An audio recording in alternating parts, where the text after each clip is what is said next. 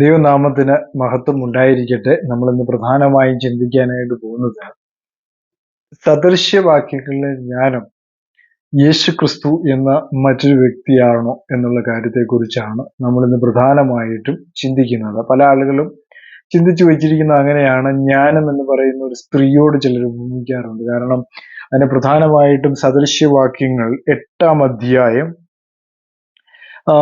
സദൃശ്യവാക്യങ്ങൾ 8-ാം അധ്യായം അതിന്റെ 22 മുതൽ 30 വരെയുള്ള വാക്യങ്ങളിൽ നമ്മൾ കാണുന്നുണ്ട്, അല്ലെ? സദൃശ്യവാക്യങ്ങൾ 8-ാം അധ്യായം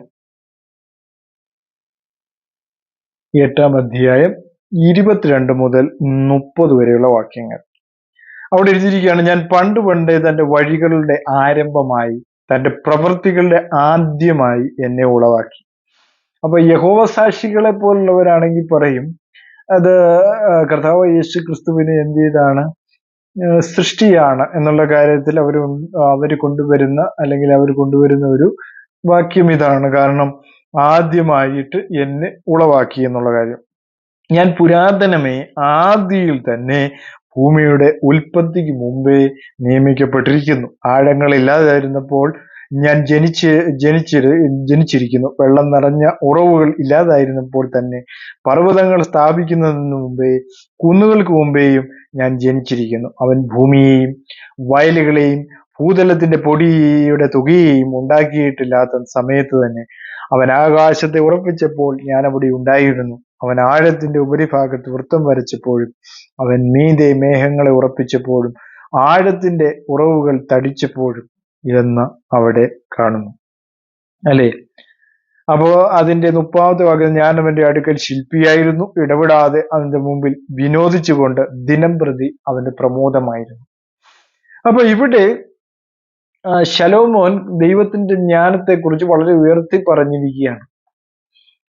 ദൈവം ജ്ഞാനം നിർമ്മിച്ചു എന്നാണ്.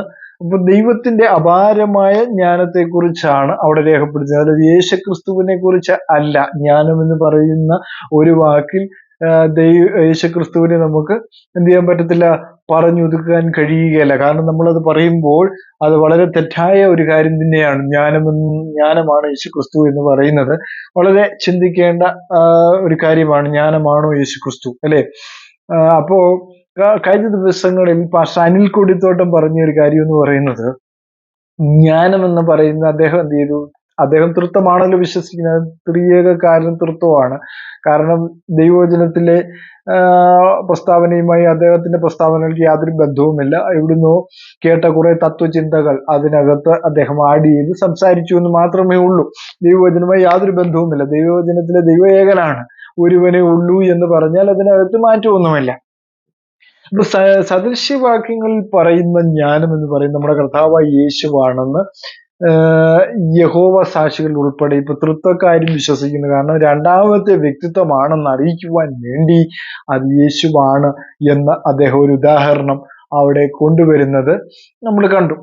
അപ്പോ അവൻ ആദ്യം മുതലേ ഇല്ല എന്ന് കാണിക്കാൻ വേണ്ടി, ആദ്യം മുതലേ ഉണ്ട്, അവൻ സൃഷ്ടിയല്ല എന്ന് കാണിക്കാൻ വേണ്ടി അദ്ദേഹം ഉപയോഗിച്ചത് യോഹന്നാന്റെ സുവിശേഷത്തിന്റെ 1-ാം അധ്യായം 1-ാം വാക്യമാണ്.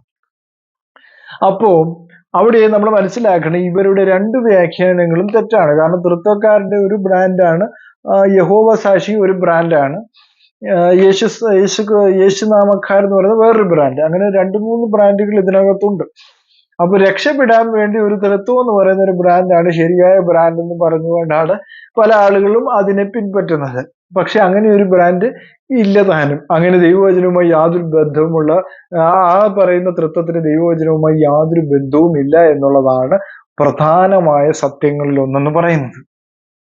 അപ്പോ ഇതിനകത്ത് നമ്മൾ മനസ്സിലാക്കണം, ദൈവത്തിന്റെ ആദ്യ സൃഷ്ടിയാണെന്ന് യേശു എന്ന് പലരും എന്ത് ചെയ്യുന്നു, വിശ്വസിക്കുന്നു എന്നുള്ളതാണ്. അതിൽ വലിയ വസ്തുതയുണ്ടോ എന്ന് നമ്മൾ പരിശോധിക്കുമ്പോൾ, അതായത് ജ്ഞാനത്തിന്റെ അല്ലെങ്കിൽ വിശ്വത്തെ കുറിക്കുന്ന ഹക്മ എന്ന എബ്രായ പദം സദൃശ്യവാക്യം 38 വേദഭാഗത്തായിട്ട് 40 പ്രാവശ്യം ഇതിനെ നമ്മൾ കാണുന്നുണ്ട്, അല്ലേ? അപ്പോൾ പലരും വിചാരിക്കുന്നവർ ജ്ഞാനം ക്രിസ്തു ആയിരുന്നെങ്കിൽ എന്താണ്, സ്ത്രീലിംഗ നാമപദം ഉപയോഗിക്കുകയില്ലായിരുന്നു. ദൈവം മനുഷ്യനോ ദൈവത്തിന് ജെൻഡറുമല്ല. മനുഷ്യന് മാത്രമേ ഉള്ളൂ ജെൻഡർ ഉള്ളൂ. അതുകൊണ്ടാണ് സംഖ്യാപുസ്തകത്തിൽ നമ്മൾ പറയുന്നു, വ്യാജം പറയുവാൻ ദൈവം മനുഷ്യനുമല്ല മനുഷ്യപുത്രനുമല്ല. ഹോശേയയുടെ പുസ്തകം 11:9 നമ്മൾ വായിക്കുന്നുണ്ട്. ഹോശേയയുടെ പുസ്തകം 11 അധ്യായം അതിന്റെ 9 വാക്യം. ഹോശേയയുടെ പുസ്തകം 11 അധ്യായം 11 അതിന്റെ 9 വാക്യത്തില് 11 അധ്യായം അതിന്റെ 9 വാക്യം. 9 വാക്യത്തിൽ പറയുകയാണ്, എന്റെ ഉഗ്രകോപം ഞാൻ നടത്തുകയില്ല, ഞാൻ എഫ്രൈമിനെ വീണ്ടും നശിപ്പിക്കുകയില്ല, ഞാൻ മനുഷ്യനല്ല ദൈവമത്രേ, നിന്റെ നടുവിൽ പരിശുദ്ധൻ തന്നെ, ഞാൻ ക്രോധത്തോടെ വരികയില്ല. ഇപ്പൊ ദൈവവും മനുഷ്യനും തമ്മിൽ ഒരുപാട് വ്യത്യാസമുണ്ട്. അതാണ് അവിടെ രേഖപ്പെടുത്തിയിരിക്കുന്നത്. ദൈവം മനുഷ്യനല്ല മനുഷ്യപുത്രനുമല്ല എന്ന് വളരെ വ്യക്തമായിട്ട് പറഞ്ഞിട്ടും അത് രണ്ടാമത്തെ വ്യക്തിയാണെന്ന് പഠിപ്പിക്കാനാണ് തൃത്വക്കാരുടെ വലിയ എന്താ പറയുക ആവേശം എന്ന് പറയുന്നത്. ആ ആവേശത്തിന് ഇവിടെ യാതൊരു പ്രസക്തിയും ഇല്ല എന്നുള്ളതാണ് നമ്മൾ മനസ്സിലാക്കേണ്ട ഏറ്റവും വലിയൊരു കാര്യം എന്ന് പറയുന്നത്. ഇയ്യോബിന്റെ പുസ്തകം 9:32 വായിക്കുന്നു. 32 വാക്യത്തിൽ പറയുകയാണ്, ഞാൻ അവനോട് പ്രതിവാദിക്കേണ്ടതിനും ഞങ്ങൾ ഒരുമിച്ച് ന്യായവിസ്താരത്തിന് ചെല്ലേണ്ടതിനും അവൻ എന്നെ പോലെ മനുഷ്യനല്ലല്ലോ എന്ന് അവിടെ പറയുന്നു. അല്ലെ, ദൈവം മനുഷ്യനല്ലല്ലോ എന്നുള്ള കാര്യം ഇയ്യോബിന്റെ പുസ്തകത്തിൽ നമ്മൾ കാണുന്നു. അപ്പൊ ദൂതന്മാർക്കും ജനറൽ ഇല്ല, അല്ലെങ്കിൽ കർത്താവിനെ വാക്കുകളിലായാലും നമുക്ക് മനസ്സിലാക്കാനായിട്ട് സാധിക്കുന്നുണ്ട്. കർത്താവ് മത്തായിയുടെ സുവിശേഷത്തിൽ നമ്മൾ വായിക്കുന്നുണ്ട്. മത്തായിയുടെ സുവിശേഷം മത്തായിയുടെ സുവിശേഷം 22:30 നമ്മൾ വായിക്കുന്നുണ്ട്. 22 അധ്യായം അതിന്റെ 30 വാക്യം. 22 അധ്യായം അതിന്റെ 30 വാക്യത്തിൽ, പുനരുത്ഥാനത്തിൽ അവർ വിവാഹം കഴിക്കുന്നില്ല, വിവാഹത്തിന് കൊടുക്കുന്നതുമില്ല, സ്വർഗത്തിലെ ദൂതന്മാരെ പോലെ അത്രയാകുന്നു എന്നവിടെ പറയുന്നുണ്ട്. ഇനി മർക്കോസിന്റെ 12:25 കാണുന്നു. മർക്കോസിന്റെ സുവിശേഷം 12:25 പറയുന്നത് ഇങ്ങനെയാണ്, മരിച്ചവരിൽ നിന്ന് ഉയർത്തെഴുന്നേൽക്കുമ്പോൾ വിവാഹം കഴിക്കുകയില്ല, വിവാഹത്തിന് കൊടുക്കുകയുമില്ല, സ്വർഗത്തിലെ ദൂതന്മാരെ പോലെ ആകും എന്നാണ് അവിടെ പറഞ്ഞിരിക്കുന്ന മനുഷ്യനെ കുറിച്ച്. ഇനി ലൂക്കോസിന്റെ സുവിശേഷം നമ്മൾ വായിക്കുന്ന 20 അധ്യായം, ലൂക്കോസിന്റെ സുവിശേഷം 20 അധ്യായം 35 മുതൽ 36 വരെയുള്ള വാക്യങ്ങൾ, 35 മുതൽ 36 വരെയുള്ള വാക്യങ്ങളിൽ വായിക്കുന്നു. എങ്കിലും ആ ലോകത്തിനും മരിച്ചവരിൽ നിന്നുള്ള പുനരുദ്ധാനത്തിനും ഉള്ള യോഗ്യന്മാരായവർ വിവാഹം കഴിക്കുകയില്ല, വിവാഹത്തിന് കൊടുക്കപ്പെടുകയുമില്ല, അവർക്കിനി മരിപ്പാനും കഴിയുകയില്ല എന്നുള്ള കാര്യവും അവിടെ നമ്മൾ വായിക്കുന്നുണ്ട്. അപ്പൊ എന്നാൽ തന്നെ ക്രിസ്തുവും മനുഷ്യനും വിശേഷാൽ എന്താണ്?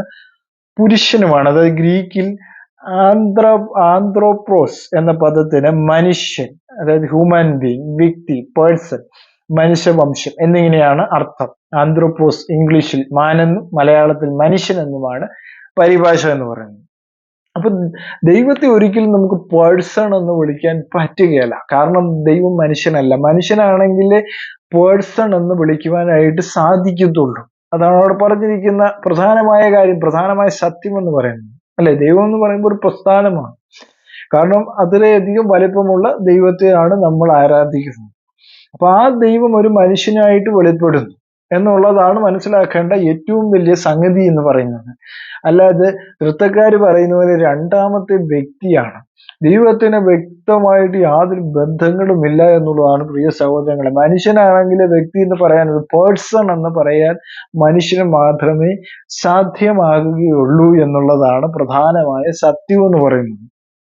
അല്ലെ, അപ്പൊ ആന്ത്രോപോസ് എന്ന് പറയുമ്പോൾ ഇംഗ്ലീഷിൽ മാൻ എന്നും മലയാളത്തിൽ മനുഷ്യൻ എന്നാണ്. പരിവേഷ ഇംഗ്ലീഷിലെ മാൻ എന്നതിന് രണ്ടർത്ഥമുണ്ട്. ഒന്ന് മനുഷ്യവർഗത്തിലെ ഒന്ന്, രണ്ട് പ്രായപൂർത്തിയായ ഒരു പുരുഷൻ. മലയാളത്തിൽ മനുഷ്യൻ എന്ന് പറഞ്ഞാൽ പ്രധാനമായും മനുഷ്യവർഗത്തിലെ ഒരംഗം എന്നാണ് അർത്ഥം. അതായത് സ്ത്രീയുടെ വിപരീയം ആന്റോണിയം, മനുഷ്യൻ എന്നല്ല പുരുഷൻ എന്നാണ്. ക്രിസ്തുവിനെ മനുഷ്യവർഗത്തിലെ നമ്മൾ ക്രിസ്തുവിനെ കുറിക്കുന്ന ഒരു കാര്യം എന്ന് പറയുന്നത് ക്രിസ്തുവിനെ മനുഷ്യവർഗത്തിലെ ഒരു അംഗം എന്ന നിലയിൽ മനുഷ്യൻ എന്ന സ്ത്രീയുടെ വിപര്യായം എന്ന നിലയിൽ പുരുഷൻ, അനീർ എന്ന അഭിന്നമായിട്ട് പറഞ്ഞിട്ടുണ്ട്. അപ്പം നമ്മൾ യോഹന്നാന്റെ സുവിശേഷം 5:12 നമ്മൾ വായിക്കുന്നു. യോഹന്നാന്റെ സുവിശേഷം 5-ാം അധ്യായം അതിന്റെ 12-ാമത്തെ വാക്യം. 12-ാമത്തെ വാക്യത്തിൽ പറയുകയാണ്, അവർ അവനോട് കിടക്ക എടുത്ത് നടക്ക എന്ന് നിന്നോട് പറഞ്ഞ മനുഷ്യൻ ആർ എന്ന് ചോദിച്ചു എന്നാണ് അവിടെ രേഖപ്പെടുത്തിയിരിക്കുന്നത്. യോഹന്നാൻ 7:46 പറയുന്നു. യോഹന്നാൻ 7:46 അല്ലെ, ഈ മനുഷ്യൻ സംസാരിക്കുന്ന പോലെ ആരും ഒരു നാൾ സംസാരിച്ചിട്ടില്ല എന്ന് ചേവകർ ഉത്തരം പറഞ്ഞു. ഇനി അടുത്തത് പറയുന്നത് യോഹന്നാന്റെ സുവിശേഷം 9-ാം അധ്യായം അതിന്റെ 11-ാമത്തെ വാക്യം. യേശു എന്ന പേരുള്ള മനുഷ്യൻ ചേറുണ്ടാക്കി എന്റെ കണ്ണിന്മേൽ പൂശി ശിലോഹാം കുളത്തിൽ ചെന്ന് കഴുകുക എന്ന് എന്നോട് പറഞ്ഞു. ഞാൻ പോയി കഴുകി കാഴ്ച പ്രാപിച്ചു എന്ന് ഉത്തരം പറഞ്ഞു. അതാണ് അവിടെ പറയുന്ന 11-ാമത്തെ വാക്യത്തിൽ പറയുകയാണ്. ഇനി യോഹന്നാൻ 1:30 പറയുന്നു. യോഹന്നാൻ 1:30 പറയുകയാണ്. 30-ാമത്തെ വാക്യത്തിൽ പറയുന്നു, എന്റെ പിന്നാലെ ഒരു പുരുഷൻ വരുന്നു, അവൻ എനിക്ക് മുമ്പേ ഉണ്ടായിരിക്കുന്നത് കൊണ്ട് എനിക്ക് മുമ്പനായി തീർന്നു എന്ന് ഞാൻ പറഞ്ഞവൻ ഇവൻ തന്നെ എന്ന് അവിടെ പറയുന്നു. പ്രവർത്തികൾ 2:22 നമ്മൾ പോകുമ്പോൾ, പ്രവർത്തികൾ 2:22 22-ാമത്തെ വാക്യത്തിൽ പറയുന്നു, ഇസ്രായേൽ പുരുഷന്മാരെ ഈ വചനം കേട്ടുകൊള്ളുവിൻ, നിങ്ങൾ തന്നെ അറിയും പോലെ ദൈവം അവനെ കൊണ്ട് നിങ്ങളുടെ നടുവിൽ ചെയ്യിച്ച ശക്തികളും അത്ഭുതങ്ങളും അടയാളങ്ങൾ കൊണ്ടും ദൈവം നിങ്ങൾക്ക് കാണിച്ചു തന്ന പുരുഷനായി നസ്രയനായ യേശുവിനെ ദൈവം തന്റെ സ്ഥിരനിർണയത്താലും മുന്നറിവിനാലും ഏൽപ്പിച്ചിട്ട് നിങ്ങൾ അവനെ അധർമ്മികളുടെ കയ്യാൽ തറപ്പിച്ചു കൊന്നു എന്ന് അവിടെ രേഖപ്പെടുത്തിയിരിക്കുന്നു. അപ്പൊ ഇതിനെല്ലാം നമ്മൾ മനസ്സിലാക്കണം, ഇത് രണ്ടാമത്തെ വ്യക്തിയൊന്നും അല്ല വന്നത്. കാരണം മനുഷ്യനുമല്ല, മനുഷ്യപുത്രനുമല്ലാത്ത ദൈവം മനുഷ്യനായിട്ട് വെളിപ്പെടുന്ന ആ മനുഷ്യനാണ് പുരുഷൻ എന്ന് ഇവിടെ പറഞ്ഞിരിക്കുന്ന പ്രധാനപരമായ കാര്യമെന്ന് പറയുന്നത്. ഇനി ജ്ഞാനത്തെ കുറിച്ച് ഞാനൊരു കാര്യം കൂടി പറയാൻ പോവാണ്. ജ്ഞാനം യെശയ്യാവിന്റെ പുസ്തകത്തിൽ നമ്മൾ വായിക്കുന്നു. യെശയ്യാവിന്റെ പുസ്തകം 11-ാം അധ്യായം അതിന്റെ 1-ാമത്തെ വാക്യത്തിൽ പറയുന്നു, എന്നാൽ യിശ്ശായിയുടെ കുറ്റിയിൽ നിന്നും ഒരു മുള പൊട്ടി പുറപ്പെടും, അവന്റെ വേരുകളിൽ നിന്നൊരു കൊമ്പ് ഫലം കായ്ക്കും, അവന്റെ മേൽ, വളരെ ശ്രദ്ധിക്കണം, അവന്റെ മേൽ യഹോവയുടെ ആത്മാവ് ആവസിക്കും. ശ്രദ്ധിക്കണം, യഹോവയുടെ ആത്മാവ് അവന്റെ മേൽ എന്ത് ചെയ്യും? ആവസിക്കും എന്നവിടെ എഴുതിയിരിക്കുകയാണ്. ജ്ഞാനത്തിന്റെയും വിവേകത്തിന്റെയും ആത്മാവ്, ആലോചനയുടെയും ബലത്തിന്റെയും ആത്മാവെന്ന് അവിടെ പറയുന്നു. അപ്പൊ എന്താണ്? ജ്ഞാനത്തിന്റെയും വിവേകത്തിന്റെയും ആത്മാവ്, ബലത്തിന്റെയും ആലോചനയുടെ ആത്മാവ്, പരിജ്ഞാനത്തിന്റെ യഹോവ ഭക്തിയുടെ ആത്മാവ് തന്നെ എന്നാണ് അവിടെ പറഞ്ഞിരിക്കുന്നത്. അപ്പം യഹോവയ്ക്ക് ജ്ഞാനമുണ്ട്, വിവേകമുണ്ട്, അതുപോലെ തന്നെ എന്താണ് യഹോവയുടെ ആത്മാവിനെ കുറിച്ചാണ് ഞാൻ പറഞ്ഞത് അല്ലെ. യഹോവയ്ക്ക് 7 ആത്മാവാകുന്ന 7 കണ്ണുകളെ കുറിച്ച് സക്കറിയാവിന്റെ പുസ്തകത്തിൽ പറയുന്നുണ്ട്. അപ്പൊ ആ 7 ആത്മാക്കളാകുന്ന 7 ആത്മാവിന്റെ എന്താണ് ആത്മാവ്. അപ്പൊ ഈ ആത്മാവിനകത്ത് ജ്ഞാനമുണ്ട്, വിവേകമുണ്ട്, ആത്മാവ് ആലോചനയുടെയും ബലത്തിന്റെയും ഉണ്ട്, പരിജ്ഞാനത്തിന്റെയും ഉണ്ട്, യഹോവ ഭക്തിയുടേതുമുണ്ട്. അപ്പൊ ദൈവം മനുഷ്യനായിട്ട് വെളിപ്പെടുമ്പോൾ ഇതെല്ലാം അവനിലേക്ക് പ്രവേശിക്കുമ്പോഴാണ് അവൻ എന്താണ് ആ മനുഷ്യനിൽ ദൈവത്വം വെളിപ്പെടുന്നത്. അത് യോർദാനിൽ വെച്ചാണ് അവനിലെ ദൈവത്വം വെളിപ്പെട്ടത്. ആ മനുഷ്യനിൽ, അതായത് ദൈവം തിരഞ്ഞെടുത്ത ആ ശരീരത്തിൽ പരിശുദ്ധ ആത്മാവ് വരുന്നത് എന്താണ്? വെളിപ്പെടുമ്പോഴാണ്. അതുവരെ എന്താണ്? പരിശുദ്ധാത്മാവ് നിയന്ത്രിക്കുന്ന ഒരു മനുഷ്യൻ മാത്രമായിരുന്നു, ദൈവത്വം ഇല്ലായിരുന്നു. യോർദാനിൽ വെച്ചാണ് ദൈവത്വം വെളിപ്പെടുന്നു എന്നുള്ളതാണ് അല്ലെ. അവിടെയാണ് ഇവനെന്റെ പ്രിയപുത്രൻ എന്ന് പറയുമ്പോൾ ആ ദൈവത്വം ആ മനുഷ്യനിൽ വെളിപ്പെടുന്നു എന്നുള്ളതാണ് പ്രധാനമായ സത്യം എന്ന് പറയുന്നത്. അപ്പൊ ദൈവത്വം മനുഷ്യത്വവും തമ്മിൽ വ്യത്യാസമുണ്ട്. പരിശുദ്ധാത്മാവിനാൽ ഉത്പാദിതമായ ഒരു മനുഷ്യനായി ദൈവം വെളിപ്പെടുന്നു മറിയയുടെ ഉദരത്തിൽ. അതിനുശേഷം യോർദാനിൽ പരിശുദ്ധാത്മാവിനാൽ വെളിപ്പെടുന്നു എന്നുള്ള പരിശുദ്ധാത്മാവ് സ്നാന സമയത്ത് എന്താണ് ദൈവത്വത്താൽ അവൻ നിറയപ്പെടുന്നു എന്നുള്ളതാണ്. അതാണ് യഹോവയുടെ എന്താണ് ചിന്തിക്കേണ്ട ഒരു കാര്യം. എന്താണ് അവിടെ പറഞ്ഞിരിക്കുകയാണ്, അവന്റെ മേൽ യഹോവയുടെ ആത്മാവ് ആവസിക്കും എന്നാണ് അവിടെ രേഖപ്പെടുത്തുന്നത്. അപ്പൊ യോർദാനിൽ വെച്ചാണ് ആ ദൈവത്വത്തിന്റെ ആത്മാവ്, ജ്ഞാനത്തിന്റെ ആത്മാവ് അവനിലേക്ക് വെളിപ്പെടുന്നത്. ഭക്തിയുടെ ആത്മാവ് വെളിപ്പെടുന്നത് അവിടെ വെച്ചാണ്, അല്ലെ? അതിനൊന്നും ഭക്തി ഇല്ല എന്നുള്ളതല്ല, തർക്കിക്കാനുള്ള ശക്തി. ഇപ്പൊ മനുഷ്യനായി ജനിക്കുമ്പോൾ തന്നെ മനുഷ്യർക്ക് തർക്കിക്കാനുള്ള, അല്ലെ, പരീശന്മാരോട് തർക്കിക്കുന്നത് കാണാം. യേശുക്രിസ്തു തർക്കിക്കുന്നതായിട്ട് നമുക്ക് കാണാനായിട്ട് സാധിക്കുന്നു. അപ്പൊ ദൈവം മനുഷ്യനല്ല, മനുഷ്യപുത്രനല്ല. അങ്ങനെയുള്ള ദൈവം മനുഷ്യനായിട്ട് വെളിപ്പെടുന്നു എന്നുള്ളതാണ് സത്യം എന്ന് പറയുന്നത്. അതാണ് നമ്മൾ മനസ്സിലാക്കേണ്ട പ്രധാനമായ സത്യം. അതായത് രണ്ടാമത്തെ ആളല്ല ഇവിടെ വന്ന് പ്രവൃത്തികൾ ചെയ്ത് മടങ്ങിപ്പോയതെന്നുള്ള കാര്യം മറന്നു പോകരുത്, അല്ലെ? അവന്റെ ആത്മാവ് എന്റെ മേലുണ്ട്, അല്ലെ? പലതും പറയുന്നുണ്ട്, അവന്റെ ആത്മാവ് എന്റെ മേലുണ്ട്. ഭൂതങ്ങളെ പുറത്താക്കാനും, അല്ലെ, രോഗികളെ സൗഖ്യമാക്കാനും ഒക്കെ അവന്റെ ആത്മാവ് എന്റെ മേലുണ്ട് എന്ന് പറയുന്നുണ്ട്. അപ്പൊ അത് മനസ്സിലാക്കണം, എങ്ങനെയാണ് സംഭവിക്കുന്നത് എന്നുള്ള കാര്യം അവിടെ നമ്മൾ മനസ്സിലാക്കണം. ഈ കുറച്ച് കാര്യങ്ങളൂടെ പറഞ്ഞു കഴിഞ്ഞാൽ നമ്മള് പിന്നീട് വായിക്കുമ്പോൾ കർത്താവിനെ കുറിച്ച് പറയുന്നത് എബ്രായർ ലേഖനത്തിൽ 2-ാം അധ്യായം അതിന്റെ 9-ാമത്തെ വാക്യത്തിൽ പറയുന്നുണ്ട്. അഥവാ യേശുക്രിസ്തുവിനെ കുറിച്ച് പറയുന്നത് എബ്രായർ ലേഖനം 2-ാം അധ്യായം 9-ാമത്തെ വാക്യം. 2:9 പറയുന്നത് ഇങ്ങനെയാണ്: എങ്കിലും ദൈവകൃപയാൽ എല്ലാവർക്കും വേണ്ടി മരണം ആസ്വദിപ്പാൻ ദൂതന്മാരിൽ അല്പം ഒരു താഴ്ച വന്നവനെ യേശു മരണം അനുഭവിച്ചുകൊണ്ട് അവന്റെ മഹത്വവും ബഹുമാനവും അണിഞ്ഞവനായി നാം കാണുന്നു എന്ന് അവിടെ പറയുന്നു. എബ്രായർ 2:9 പറയുന്നു. 1 പത്രോസ് 2:24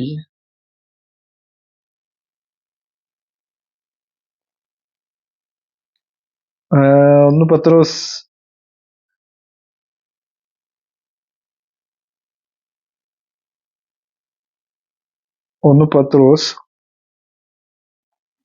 2:24 പറയുന്നത് ഇങ്ങനെയാണ്. 24-ാമത്തെ വാക്യത്തിൽ പറയുന്നത്: നാം പാപം സംബന്ധിച്ച് മരിച്ച് നീതിക്ക് ജീവിക്കേണ്ടത് അവൻ തന്റെ ശരീരത്തിൽ നമ്മുടെ പാപങ്ങളെ ചുമന്നുകൊണ്ട് ക്രൂശിന്മേൽ കയറി അവന്റെ അടിപ്പിണരാൽ നിങ്ങൾക്ക് സൗഖ്യം വന്നിരിക്കുന്നു എന്ന് അവിടെ പറയുന്നു.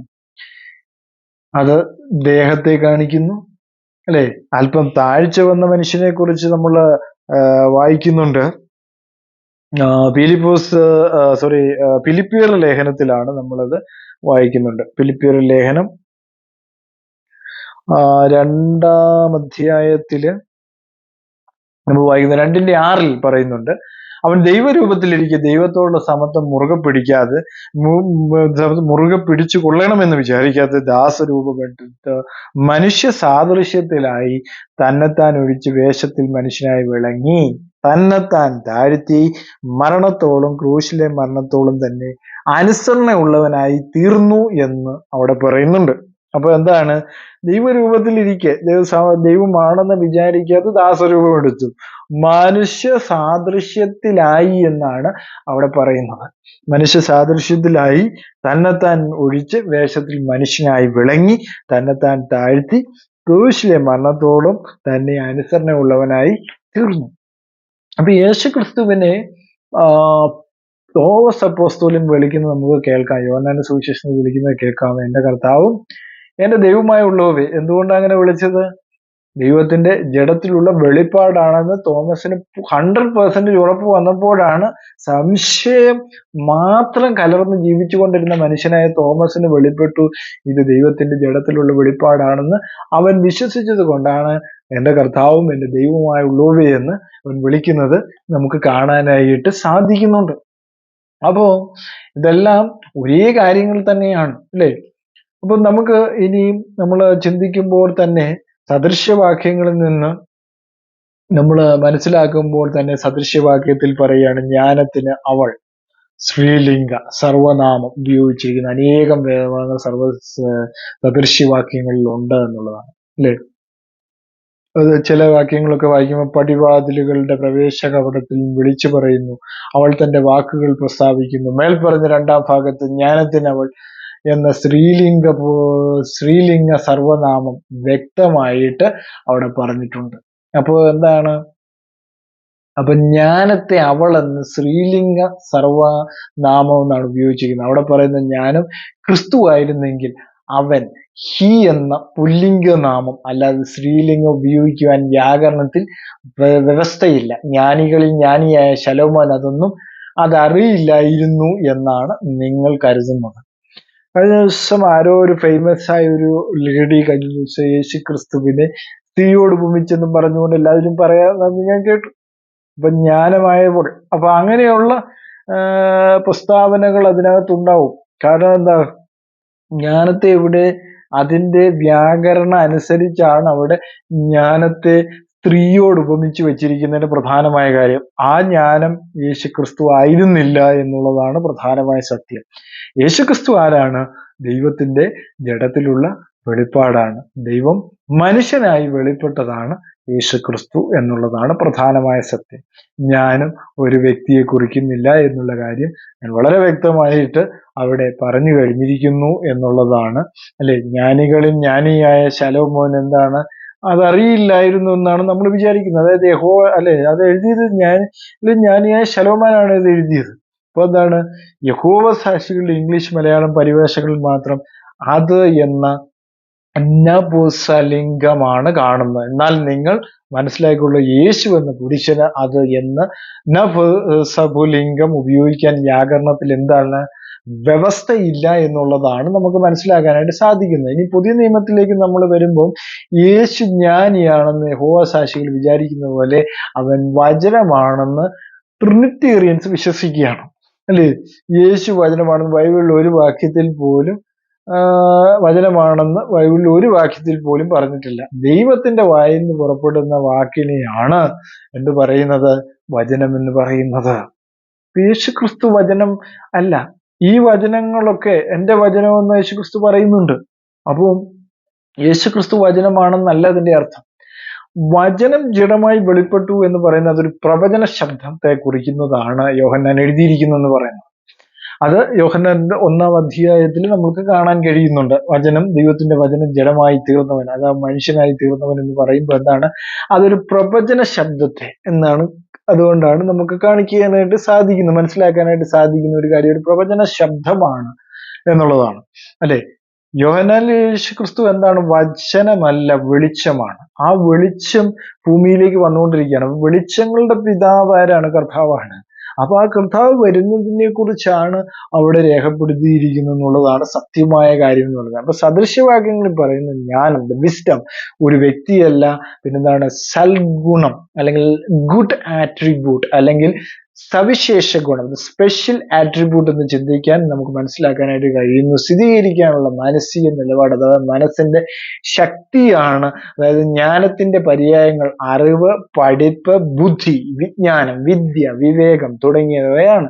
ജ്ഞാനം ഒരു വ്യക്തിയല്ല എന്നതിന്റെ വ്യക്തമായ തെളിവുകൾ സദൃശ്യവാക്യങ്ങളിൽ തന്നെ നമുക്ക് കാണാം. സാക്ഷികളുടെ ബൈബിളുകളായ പുതിയ ലോകം പാശ്ചാത്യം നമ്മൾ പഠിക്കുമ്പോൾ സുഭാഷിതങ്ങളിൽ ജ്ഞാനത്തെ കുറിക്കുന്ന പ്രാഥമിക വാക്യം ജ്ഞാനം നേടാനും ശിക്ഷണം സ്വീകരിക്കുവാനും ജ്ഞാനമൊഴികൾ മനസ്സിലാക്കുവാനും ഈ പ്രയോഗം ക്രിസ്തുവിനെ കുറിക്കുന്നതല്ല. ആർജിച്ചെടുക്കുന്ന ഒരു ഗുണത്തെക്കുറിച്ചാണെന്ന് ഭാഷ അറിയാവുന്ന ആർക്കും എന്ത് ചെയ്യും? മനസ്സിലാക്കാൻ കഴിയും. യഹോവയാണ് ജ്ഞാനം നൽകുന്നത്. ദൈവത്തിന്റെ വായിൽ നിന്നാണ് അറിവും വകതിരിവും വരുന്നത്. ദൈവം തന്റെ ഭക്തന്മാർക്ക് നൽകുന്ന സൽഗുണമാണ് ജ്ഞാനമെന്ന് ഈ വേദഭാഗത്തിൽ നമുക്ക് മനസ്സിലാക്കാനായിട്ട് സാധിക്കുന്നു എന്നുള്ളതാണ്. റോമർക്ക് എഴുതിയ ലേഖനം 8-ാം അധ്യായം 29-ാമത്തെ വാക്യത്തിൽ നമ്മൾ വായിക്കുന്നു. റോമർ 8:29 വാക്യത്തിൽ പറയുന്നു. 29 വാക്യത്തിൽ അവൻ മുന്നറിഞ്ഞവരെ തന്റെ പുത്രൻ അനേക സഹോദരന്മാരിൽ ആദ്യജാതനാകേണ്ടതിന് അവന്റെ സ്വരൂപത്തോട് അനുരൂപമാകാൻ നിയമിച്ചിരിക്കുന്നു. അപ്പൊ എന്താണ് ആ ഉദ്ദേശത്തെ കുറിച്ചാണ് അവിടെ പറയുന്നത്. മനുഷ്യനായി വെളിപ്പെടുന്നതിന്റെ ഉദ്ദേശത്തെ കുറിച്ചാണ് അവിടെ പറയുന്നത്. എന്താണ്? പാപം ചെയ്യാത്തവർക്ക് ആദ്യജാതനാകാൻ വേണ്ടി. അപ്പൊ ഇത്രയും നാളും ഇവരെല്ലാം പാപത്തിലായിരുന്നു എന്നുള്ളതാണ് ദൈവവചനം നമ്മളെ പഠിപ്പിക്കുന്നത്. എബ്രായർ 2:11 പറയുന്നു. എബ്രായരുടെ ലേഖനം 2-ാം അധ്യായം അതിന്റെ 11-ാമത്തെ വാക്യത്തിൽ നമുക്ക് കാണാൻ കഴിയുന്ന ഒരു കാര്യം. എബ്രായർ 2-ാം അധ്യായം അതിന്റെ 11-ാമത്തെ വാക്യത്തിൽ കാണുന്നു, വിശദീകരിക്കുന്നവനും വിശദീകരിക്കപ്പെടുന്നവർക്കും എല്ലാം ഒരുവനല്ലോ പിതാവ്, അത് ഹേതുവായി അവൻ അവരെ സഹോദരന്മാരെന്ന് വിളിപ്പാൻ ലജ്ജിക്കാതെ എന്ന് പറയുന്നു. അപ്പൊ എന്താണ്? വിശദീകരിക്കുന്നവനും വിശദീകരിക്കപ്പെടുന്നവർക്കും എല്ലാം ഒരുവനല്ലോ പിതാവ്, അത് ഹേതുവായി അവൻ അവരെ സഹോദരന്മാരെന്ന് വിളിപ്പാൻ ലജ്ജിക്കാതെ എന്ന് പറയുന്നു. അതാണ് 2:11 നമുക്ക് കാണുവാൻ കഴിയുന്ന ഒരു സത്യം. അപ്പൊ യഹോവയുടെ ഭയഭക്തിയാണ് ജ്ഞാനത്തിന്റെ തുടക്കം. അതിപരിശുദ്ധനെ കുറിച്ചുള്ള അറിവാണ് വിവേകം. സുഭാഷിതങ്ങൾ 9:10 ഒരു വ്യക്തിക്ക് ദൈവീകമായ ജ്ഞാനം ഉണ്ടാകുവാൻ തുടങ്ങുന്ന സത്യദൈവമായുള്ള യഹോവയോടുള്ള ഭയഭക്തി നിമിത്തമാണ് എന്നുള്ള കാര്യം നമ്മൾ എന്ത് ചെയ്യരുത്? മറന്നു പോകരുത്. അപ്പൊ എന്റെ ജ്ഞാനമൊഴികൾ ശ്രദ്ധിക്കുക. 5:1 അല്ലേ? സദൃശ്യവാക്യങ്ങൾ 5:1 വാക്യമെന്നാണ് എനിക്ക് തോന്നുന്നത്. 5-ാം അധ്യായം 1-ാം വാക്യം. അതെ, മകനെ വകതിരിവിന് കാത്തുകൊള്ളുന്നതിന്റെ അധരങ്ങൾ പരിജ്ഞാനത്തെ പാലിക്കേണ്ടതിന് ജ്ഞാനത്തെ ശ്രദ്ധിച്ച് എന്റെ ബോധത്തിന് ചെവി ചായിക്കുക. ജ്ഞാനം പവിഴക്കല്ലുകളേക്കാൾ മേന്മയേറിയതാണ്. 8:11 വായിക്കുന്നു, ജ്ഞാനമെന്ന ഞാൻ വിവേകത്തോടൊപ്പം താമസിക്കുന്നു. 8:12 വകതിരിവുള്ളവന്റെ ചുണ്ടിൽ ജ്ഞാനമുണ്ട്. 10:13 വകതിരിവുള്ളവന് ജ്ഞാനമുണ്ട്. 10:23 നീതിമാന്മാർ വായിൽ നിന്ന് ജ്ഞാനം പുറപ്പെടുന്നു. 10:31 എളിമയുള്ളവർ ജ്ഞാനികളാണ്. 11:2. അപ്പൊ ഇങ്ങനെയുള്ള ഉദാഹരണങ്ങൾ അനിക്കൊടുത്തോട്ടം പാസ്റ്റർ പോലും, ഇത്ര അറിവുള്ള വ്യക്തിത്വം പോലും അങ്ങനത്തെ ഉദാഹരണങ്ങൾ കൊടുക്കാൻ പാടില്ല എന്നുള്ളതാണ് സത്യം എന്ന് പറയുന്നത്. അല്ലെ? ജ്ഞാനം യേശുക്രിസ്തുവാണ്, ജ്ഞാനം എന്ന് പറയുന്ന 2-ാമത്തെ വ്യക്തിയാണ്. അങ്ങനെ പോലും ഉദാഹരണം കൊടുക്കാൻ പാടില്ല എന്നുള്ളതാണ് പ്രധാനമായ സത്യം എന്ന് പറയുന്നത്. അതുകൊണ്ട് ഈ കാര്യത്തിൽ എന്ത് ചെയ്യണം? ഇങ്ങനെയുള്ള ഉപദേശങ്ങളുടെ പുറകെ പോകാതെ ദൈവവചനം സത്യമായി പഠിക്കുവാൻ എല്ലാവർക്കും സാധിക്കട്ടെ എന്ന് ഓർപ്പിച്ചുകൊണ്ട് ഈ വീഡിയോകൾ നിങ്ങൾക്ക് അനുഗ്രഹപ്രദമായെങ്കിൽ ഇത് ലൈക്ക് ചെയ്യുക, സബ്സ്ക്രൈബ് ചെയ്യുക. God bless you.